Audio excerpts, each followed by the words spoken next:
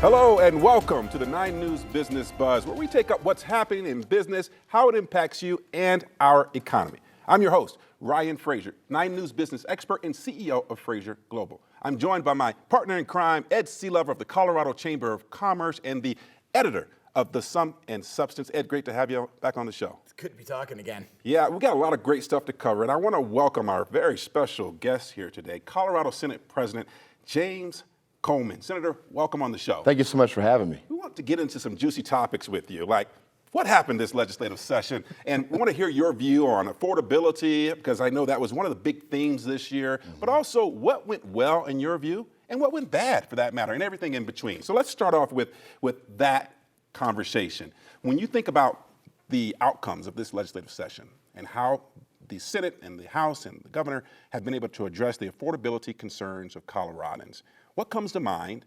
And then on top of that, talk to us a little bit about, what you think could have went better or went really well. Thank you so much. Well, I will tell you, I think we have a lot to be proud of this year, from protecting education funding and also boosting Colorado's economy. We did a lot of amazing work. I think about Colorado's economy as an ecosystem. I believe that it is made up of 3 parts. It's made up of not only our employers who are providing job opportunities, it's also made up of those who work in these jobs, as well as the consumers, those of us who purchase from these businesses. And it takes all 3 in order for us to have a functioning ecosystem. And so when I think about the legislation we passed, overall, one of the biggest things we did this year was bringing the Sundance Film Festival here to Colorado. That was House Bill 1005 with Senator Amabile in my chamber. And that was huge because that's going to create more jobs. It's going to create more revenue for the people here in the state of Colorado. So I'm excited about that. Another pro for business and employers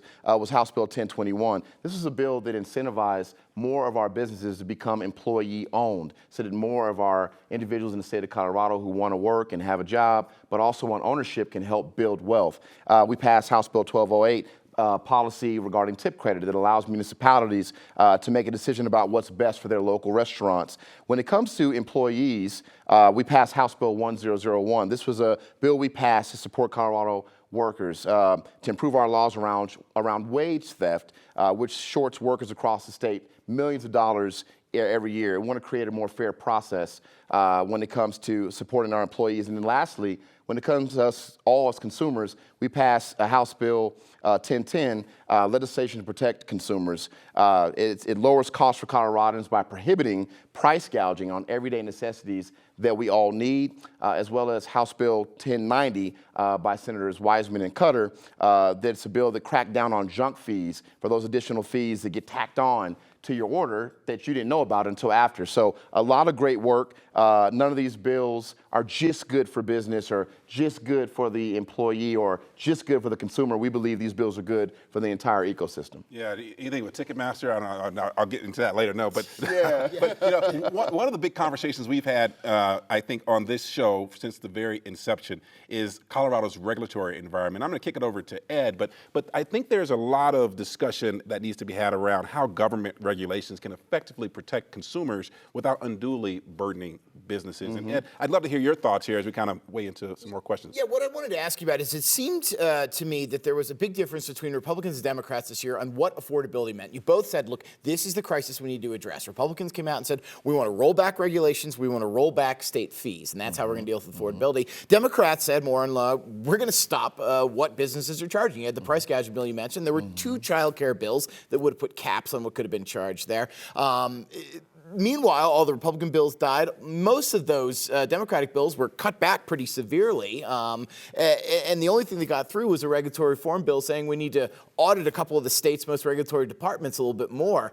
Talk to me about what you view as the key to affordability, because it seems to be the definition is viewed differently by many people. Yeah, I feel like what affordability comes down to is what I said earlier about making sure that everybody in the ecosystem is benefiting, but I also do look at regulation and incentive, and I see that there is a way to do both. Most business owners I talked to, business leaders we spoke with during the legislative session, said that it's important to have regulation. We agree, but which regulations may be draconian, may not be benefiting us as much as maybe incentivizing, which is why that Sundance Film Festival tax credit was so critical. They came here in part because they saw an economic opportunity opportunity. And we provided funding that incentivized them to come here. There was a bill, and I can't recall it, but in the past we ran a bill because we were concerned about our environment and having trucks drive goods throughout the state of Colorado. And we said, could you convert those trucks into EVs? Well, if we put that burden on businesses without providing some incentive, it can be more challenging. So we actually provided an incentive a few years ago to help businesses convert their fleets to EVs. And we did that by providing funding through the State Department. So there's a way for us to help support our businesses be more effective without regulation and with more incentive. And I would love to see more of that in the future. So let's talk about that in terms of the future, right? As you think about what you got done, maybe talk to us a little bit about what didn't get done that you believe can be addressed in the future as you look at future legislative sessions as Senate President. Thank you very much for that question. Look, I'll say I ran a very small bill last year. It was really insignificant, wasn't hard at all. It was construction defects. I joke. This is a bill that we've been working on for many, many years. It was one of the first bills that I was sharing with Ed when I first got elected to the House back in 2016. And so I took this bill on last year with my colleagues, and we weren't able to get it across the finish line. But we got it across the finish line this year. The governor signed this bill ultimately to say, hey, if there's a defect in your property, it should be fixed. And if there's a defect, whoever created that defect should be responsible for making sure it's fixed. Not everybody, which means insurers will now insure developers and builders in order to build more affordable multifamily housing. But it took a couple of years to get that done. We had bills this year like swipe fees, bills this year like AI that didn't get across the finish line. And so I think sometimes these things take multiple years, but I think everyone's concerned and we want to figure out how we can take people, bring them back to the table over the interim in preparation for next year, and how can we improve on that?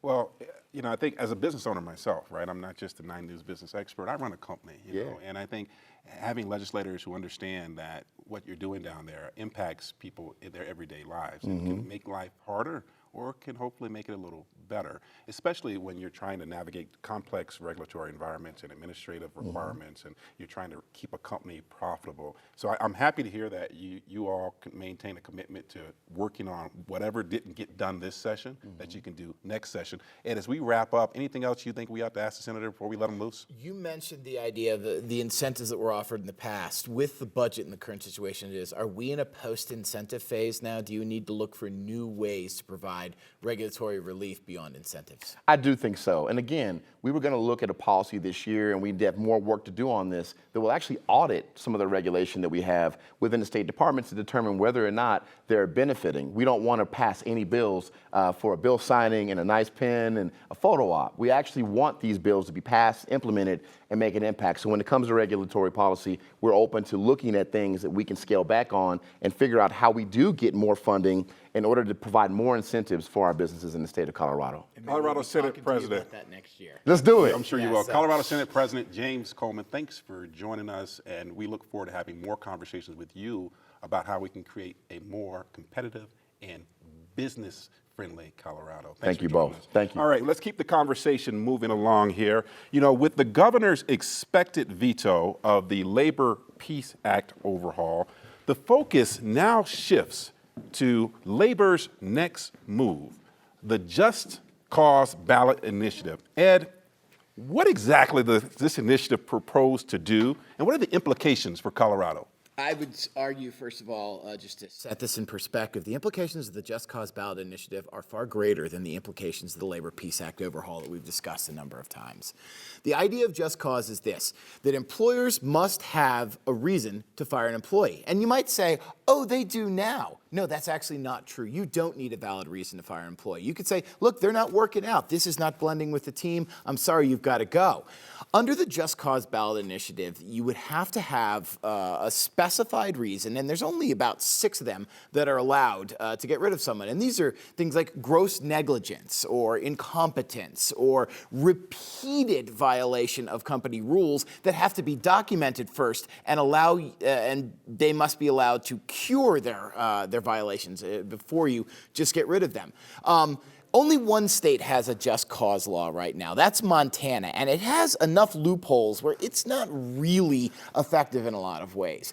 What has been put forward by the Colorado AFL-CIO as kind of the alternative to the Labor Peace Act overhaul is much more ironclad. It's going to be much harder to fire someone without the threat of a lawsuit. That's what, of course, the hammer is here. If an employee is fired and they say, you did not have just cause to fire me, they can come back and sue you. And that is going to scare a lot of business owners in Colorado. Yeah, I'm thinking about this potential ballot question, and I'm saying to myself, okay, if you're a small business owner, let's put the large corporations and mid-sized companies to the side just for a minute here, Ed. If I'm a small business owner, I run a boutique company myself. If you're a small business owner, how does this potentially complicate your life, or does it?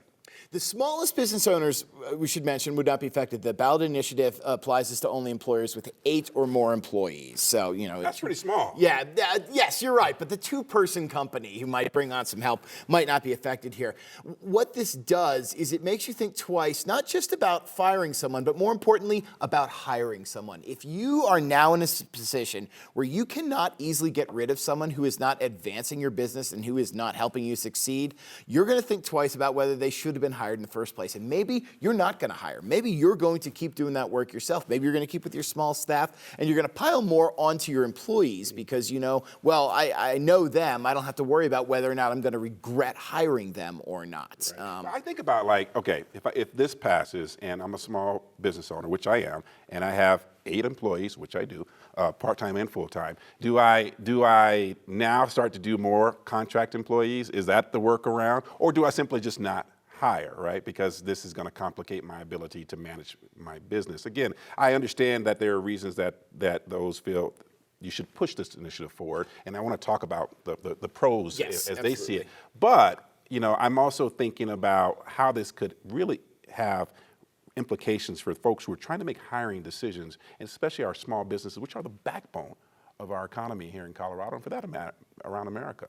Absolutely. And in fact, it goes beyond just the small businesses. This is going to make the state a lot less attractive to businesses considering expanding or moving into Colorado. For many years, Colorado was winning by the handfuls, businesses from Northern California that were leaving there, especially in the tech industry, saying, I'm tired of the regulations out here. Colorado's not winning those businesses anymore. And this is just one more thing that's going to stand up and say, look, the government is going to regulate this. Are you sure you want to be here? Or would you rather be in a place like Texas or Tennessee, which are hotbeds and don't have as many regulations? And in 15 seconds, what's the pro argument for this? Just look at what's happening at the federal government. They are getting let go of after many years, and we need to protect workers. They shouldn't be forced to exit their jobs for the willy-nilly decisions made by an owner. Instead, they should have just cause, or else they should be able to keep their jobs. Okay, we got to keep the conversation moving now. The Colorado AI regulations have really created a significant stir in the tech industry. Ed, let's discuss the legislators' failure, I think, to address these regulations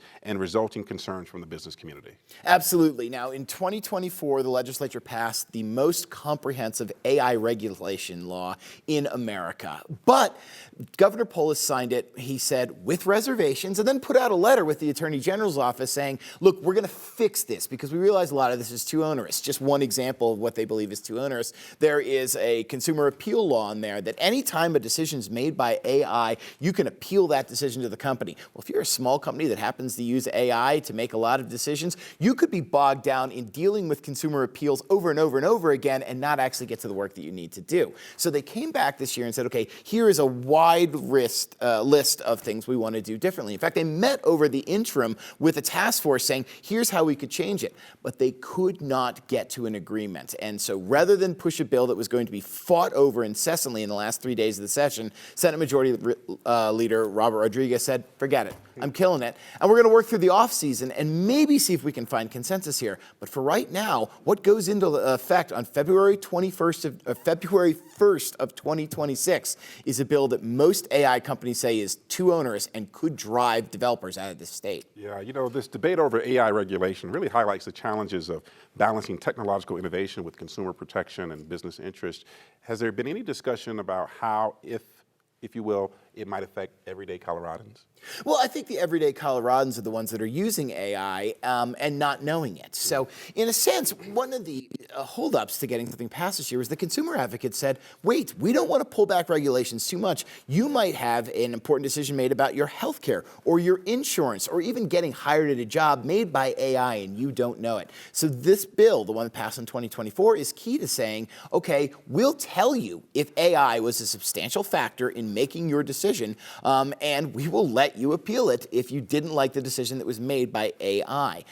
So how this affects consumers is AI is already omnipresent in a lot of things they're doing. The question is, how much do you want protection versus how much do you want people to be developing AI? And by developing AI, I mean growing businesses in a well-paying sector here in this state versus thinking, I'm going to go develop AI in Texas because I don't have to worry about playing out all of these reasons and the learning that I feed into AI in that state. Yeah, it's interesting because I think many of us, or increasingly many of us, probably use either ChatGPT or Google Gemini to do some sort of search or to get some creative ideas. But it sounds like maybe the impact directly on individuals may not be as clear as the impact it could have potentially on the ability to attract AI industry and jobs in general to our state.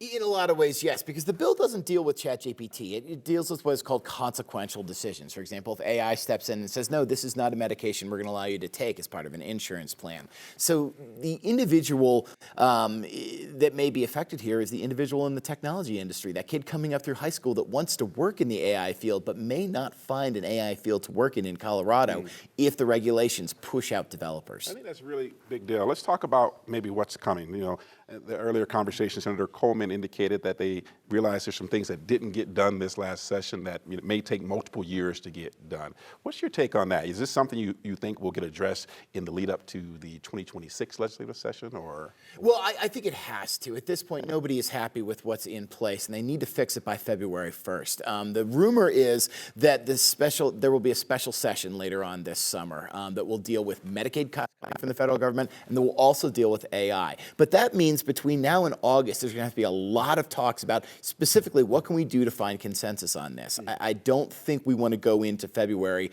with a law that is going to cause companies to stop what they're doing and pick up operations and outsource them to someone in Utah or another state. For sure. We want to keep Colorado competitive. Ed, it's felt like a flash through the internet today, from the legislature's affordability measures and the review to the Just Cause ballot initiative and the ongoing debate over AI regulation.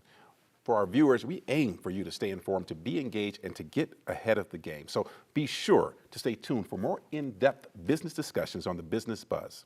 For 9 News, for my partner Ed Sealover, I'm Ryan Frazier. Till next time.